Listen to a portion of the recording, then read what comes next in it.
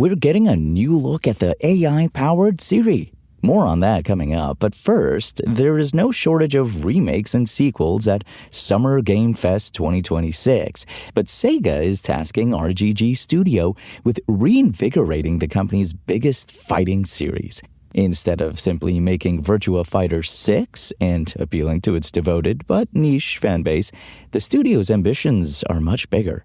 With Virtua Fighter Crossroads, the studio is working on a completely new cinematic narrative fighting game aimed at bridging the gap between fighting games and where previous VF games exist, and the story-driven experiences of series like Yakuza and Like a Dragon, not to mention the incoming Stranger Than Heaven, also being developed at the same time at RGG Studios.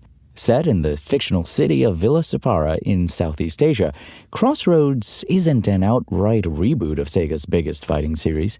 Instead, several characters from the Virtua Fighter series will pop up within the game. Compared to the melodrama of Tekken or Street Fighter, the Virtua Fighter series arguably never pushed its storylines and narrative as hard as its rivals. More in the world of gaming, and this time, because the Joy-Con stick drift saga is never ending. France's equivalent of the Federal Trade Commission, the DGCCRF, hit Nintendo of Europe with a €35 million fine, or more than $40 million. The French authority said the fine was for misleading consumers about the stick drift issues found in the Nintendo Switch's Joy-Cons. Nintendo of Europe has agreed to pay the fine, but it's not the first time the company has faced legal troubles for its Joy-Cons. After its release in 2017, Switch owners found that after years of wear and tear, their thumbsticks would register movement without even touching the controller. The widespread issue led to class action lawsuits and investigations, but this latest fine focuses on Nintendo's handling of the situation. According to the DGCCRF, Nintendo only acknowledged the issue in 2020, instead of when it first learned of the stick drift problem, leading the DGCCRF to accuse Nintendo of committing deceptive business practices between 2018 and 2023. Remember, you can find the latest gadget news, reviews, price drops, and more right now at Engadget.com. After going MIA for 2 years, Apple's redesigned Siri has finally resurfaced. At WWDC 2026, the company showed off a new version of the AI-powered Siri we first saw in 2024. Apple is calling the new assistant Siri AI. As announced at the start of the year, Apple has partnered with Google to rebuild Apple Intelligence and Siri on top of the company's Gemini models.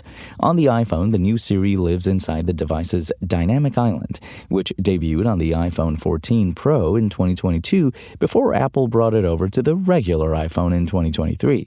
As before, you can wake the assistant by saying Siri or holding down the power button. Apple has also added a new swipe gesture, which involves pulling down from the top center of your device. The actions bring up a new search or ask interface that allows you to do things like open apps, start text messaging, add calendar appointments, and search through your notes. Over on macOS, users can wake Siri through Spotlight. Apple claims the search tool is intelligent enough to know when you're trying to ask a question of the assistant and will route the prompt accordingly. On returning a response, Siri will display an interactive card that will pop out of the dynamic island. Users can swipe down on the pop-up to open a larger window where they can ask further questions of the digital assistant. As part of the redesign, Apple says it has made the assistant's voice more natural.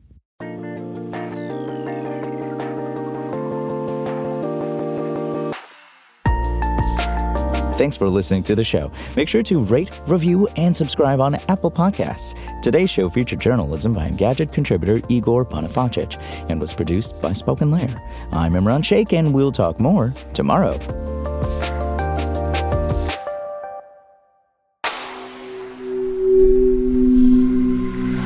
Spoken Layer.